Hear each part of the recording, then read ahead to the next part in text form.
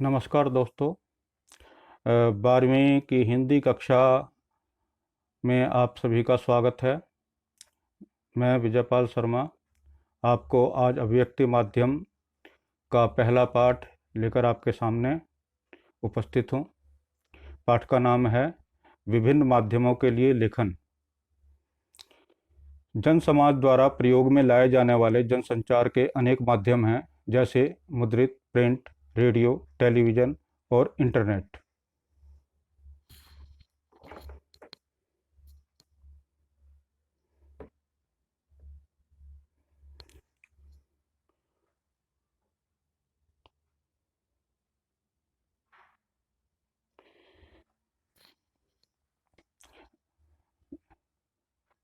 मुद्रित अर्थात समाचार पत्र पत्रिकाएं पढ़ने के लिए, रेडियो सुनने के लिए, टीवी देखने और सुनने के लिए तथा इंटरनेट पढ़ने, सुनने व देखने के लिए प्रस्तुत होते हैं। अखबार पढ़ने के लिए हैं, रेडियो सुनने के लिए हैं और टीवी देखने के लिए ज़्यादा महत्वपूर्ण है। किंतु इंटरनेट पर पढ़ने, देखने और सुनने तीनों की आवश्यकता पूरी हो जाती है। जनसंचार के माध्यमों में मुद्रित प्रिंट माध्यम सबसे पुराना माध्यम है, जिसके अंतर्गत समाचार पत्र और पत्रिकाएं आती हैं। मुद्रण का प्रारंभ चीन में हुआ।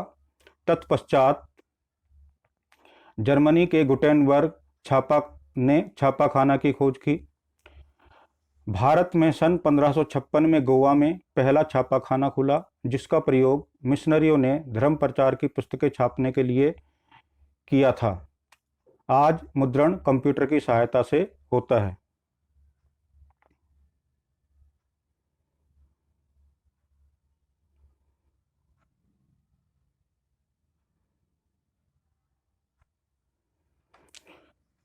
मुद्रण की माध्यम की खूबियां, विशेषताएं। मुद्रित माध्यम के विशेषताएं देखें तो हम पाएंगे कि सभी की अपनी कमियां हैं और कुछ विशेषताएं हैं। लिखे हुए शब्द स्थायी होते हैं। इन लिखे हुए शब्दों को हम एक बार ही नहीं, समझ में ना आने पर कई बार पढ़ सकते हैं और उन पर चिंतन मनन करके संतुष्ट भी हो सकते हैं।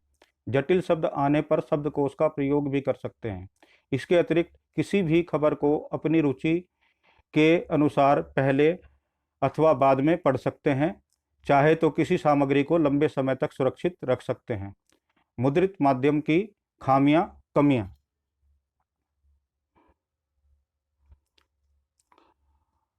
मुद्रित माध्यम में कई कमियां हैं। पहली, निरक्षरों अर्थात अशिक्षित लोगों के लिए अनुपयोगी है। अनपढ़ लोग इसका फायदा नहीं उठा पाते। टीवी तथा रेडियो की भांति मुद्रित माध्यम तुरंत घटी घटनाओं की जानकारी नहीं दे पाता। समाचार पत्र निश्चित अवधि अर्थात 24 घंटे में एक बार, सप्ताह में एक बार और मासिक मास में एक बार प्रकाशित होता है। किसी भी खबर अथवा रिपोर्ट के प्रकाशन के लिए एक डेडलाइन, समय सीमा निश्चित होती है। स्पेस, स्थान की सीमा भी होती है। महत्व एवं जगह की उपलब्धता के अनुसार ही किसी खबर को स्थान दिया जाता है। मुद्रित माध्यम में अशुद्धि होने पर सुधार लाने के लिए अगले अंक की प्रतीक्षा करनी पड़ती है। मुद्रित माध्यम में लेखन के लिए ध्यान देने योग्य बातें। मुद्रित माध्यम में लेखन के लिए भाषा, व्याकरण, शैली, वर्तनी, समय सीमा, आवंटित स्थान, अशुद्धि शोधन एवं तारतम्यता पर विशेष ध्यान देना जरूरी है। रेडियो जनसंचार माध्यम का एक श्रव्य माध्यम है, जिसमें ध्वनि, शब्द और स्वर ही प्रमुख हैं। रेडियो मूलतः एक रेखीय लीनियर माध्यम है। रेडियो समाचार की संरचना समाचार पत्रों तथा टीवी की तरह उल्टा पिरामिड शैली पर आधारित होती है, जिसमें अखबार की तरह पीछे लौटकर सुनने की सुविधा नहीं होती। लगभग 90% समाचार या स्टोरीज इसी शैली में लिखे जाते हैं। अब बात करेंगे उल्टा पिरामिड शैली की।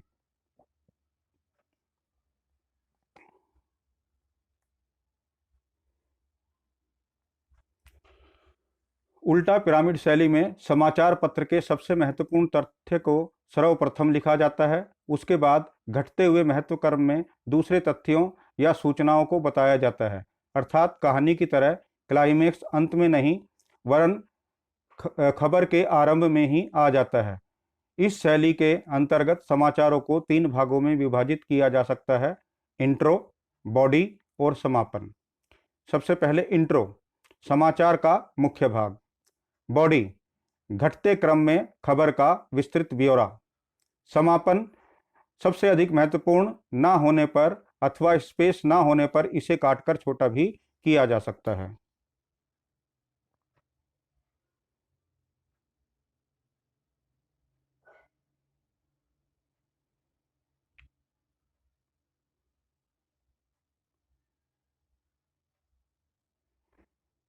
समाचार लेखन की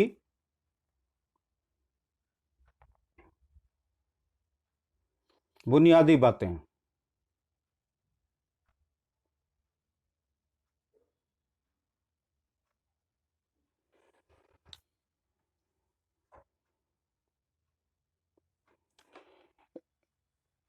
रेडियो समाचार लेखन के लिए साफ सुथरी टाइप्ड कॉपी ट्रिपल स्पेस में टाइप करते हुए दोनों ओर हाशिया छोड़ें।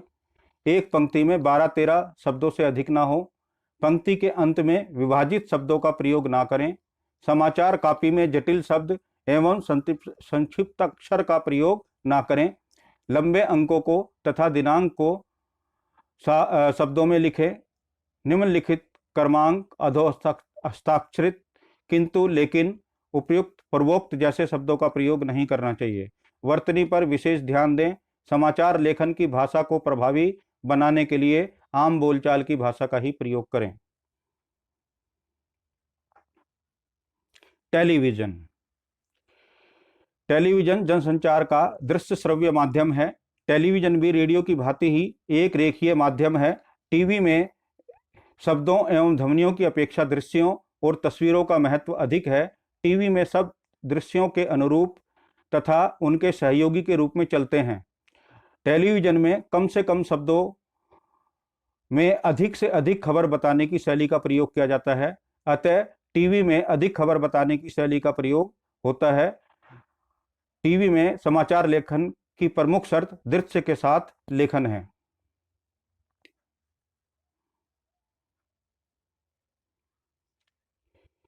टीवी की खबरों के प्रमुख चरण। प्रिंट अथवा रेडियो की भांति टीवी चैनल समाचार देने का मूल आधार सूचना देना है। टीवी में ये सूचनाएं इन चरणों से होकर गुजरती हैं।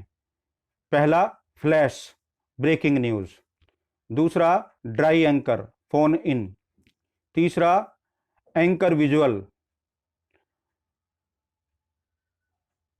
पांचवा, एंकर बाइट। छठा, लाइव। सातवां, एंकर पैकेज। एक बार फिर दोबारा सुन लें। पहला, फ्लैश ब्रेकिंग न्यूज़। दूसरा, ड्राई एंकर। तीसरा, फोन इन। चौथा, एंकर विजुअल। पांचवा, एंकर बाइट। छठा, लाइव। सातवां, एंकर पैकेज। विशेषताएं।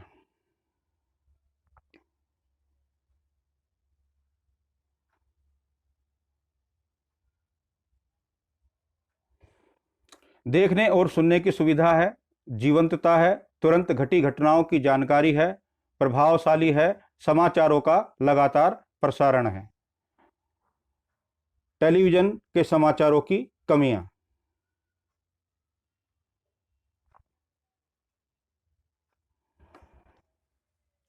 भाषा शैली के स्तर पर अत्यंत सावधानी बाइट का ध्यान रखना आवश्यक है। कार्यक्रम का सीधा प्रसारण कभी कभी सामाजिक उत्तेजना को जन्म दे सकता है। अपरिपक्व बुद्धि पर सीधा प्रभाव पड़ता है। टेलीविजन और रेडियो की समाचार की भाषा। रेडियो और टेलीविजन के समाचार की भाषा। भाषा के स्तर व गरिमा को बनाए रखते हुए सरल भाषा का प्रयोग करें ताकि सभी वर्ग तथा स्तर के लोग समझ सकें। वाक्य छोटे छोटे तथा सरल हों। वाक्यों में तारतम्यता हो। जटिल शब्दों, सामासिक शब्दों एवं मुहावरों के अनावश्यक प्रयोग से बचें। जटिल और उच्चारण में कठिन शब्द, संक्षिप्तताएं, अंक आदि नहीं लिखने चाहिए जिन्हें पढ़ने में जुबान लड़खड़ा जाए। इंटरनेट।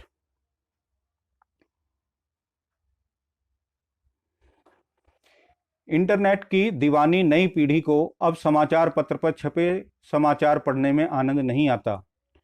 उन्हें स्वयं को घंटे 2 घंटे में अपडेट रखने की आदत सी बन गई है। इंटरनेट पत्रकारिता, ऑनलाइन पत्रकारिता, साइबर पत्रकारिता या वेब पत्रकारिता, इसे कुछ भी कह सकते हैं। इंटरनेट द्वारा जहां हम सूचना, मनोरंजन, ज्ञान तथा निजी एवं सार्वजनिक संवादों का आदान प्रदान कर सकते हैं, वहीं इसे अश्लीलता, दुष्प्रचार एवं गंदगी फैलाने का माध्यम भी बनाया जा रहा है। इंटरनेट का प्रयोग समाचारों के संप्रेषण, संकलन तथा सत्यापन एवं पुष्टिकरण में भी किया जा रहा है। टेली प्रिंटर के ज़माने में जहां 1 मिनट में केवल 80 शब्द एक स्थान से दूसरे स्थान पर भेजे जा सकते थे, वहीं आज 1 सेकंड में लगभग 70,000 शब्द भेजे जा सकते हैं।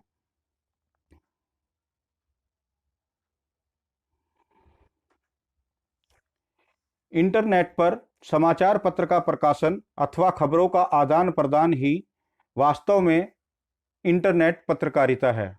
इंटरनेट पर यदि हम किसी भी रूप में समाचारों, लेखों, चर्चा परिचर्चाओं, बहसों, फीचर, झलकियों के माध्यम से अपने समय की धड़कनों को अनुभव कर दर्ज कराने का कार्य करते हैं, तो वही इंटरनेट पत्रकारिता है। इस पत्रकारिता को वेब पत्रकारिता भी कहा जाता है। इस समय विश्व स्तर पर इंटरनेट पत्रकारिता का तीसरा दौर चल रहा है, जबकि भारत में दूसरा दौर। भारत के लिए प्रथम दौर 1993 से प्रारंभ माना जाता है और दूसरा दौर 2003 से प्रारंभ हुआ है। भारत में सच्चे अर्थों में यदि कोई वेब पत्रकारिता कर रहा है तो वह है rediff.com, इंडिया इंफोलाइन तथा सीफी जैसी कुछ साइटें हैं। रेडिफ को भारत की पहली साइट कहा जा सकता है। वेबसाइट पर विशुद्ध पत्रकारिता करने का श्रेय तहलका.com को जाता है। हिंदी में नेट पत्रकारिता। हिंदी में वेब संसार या नेट पत्रकारिता वेब दुनिया के साथ प्रारंभ हुई। इंदौर की नई दुनिया समूह में इसका प्रारंभ हुआ। ये पोर्टल हिंदी का संपूर्ण पोर्टल है। जागरण, अमर उजाला, नई दुनिया, हिंदुस्तान, भास्कर, राजस्थान पत्रिका, नवभारत टाइम्स, प्रभात खबर व राष्ट्रीय सहारा के वेब संस्करण प्रारंभ हुए। प्रभा साक्षी नाम से प्रारंभ हुआ अखबार प्रिंट रूप में ना होकर केवल इंटरनेट पर उपलब्ध है। आज पत्रकारिता के अनुसार सर्वश्रेष्ठ साइट बीबीसी है। हिंदी वेब जगत में आज अनेक साहित्यिक पत्र पत्रिकाएं चल रही हैं। कुल मिलाकर हिंदी की वेब पत्रकारिता अभी तक अपने शैशव काल में ही है। सबसे बड़ी समस्या हिंदी के फ़ॉन्ट की है। अभी भी हमारे पास हिंदी का कोई कीबोर्ड नहीं है। जब तक हिंदी के कीबोर्ड का मानकीकरण नहीं होता, तब तक इस समस्या को दूर नहीं किया जा सकता।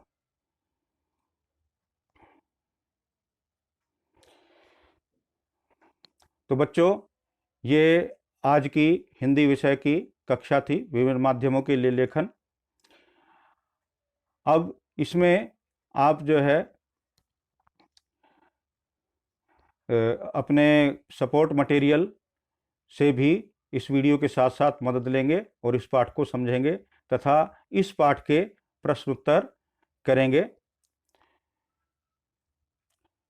और आज की कक्षा के लिए आप सभी का धन्यवाद।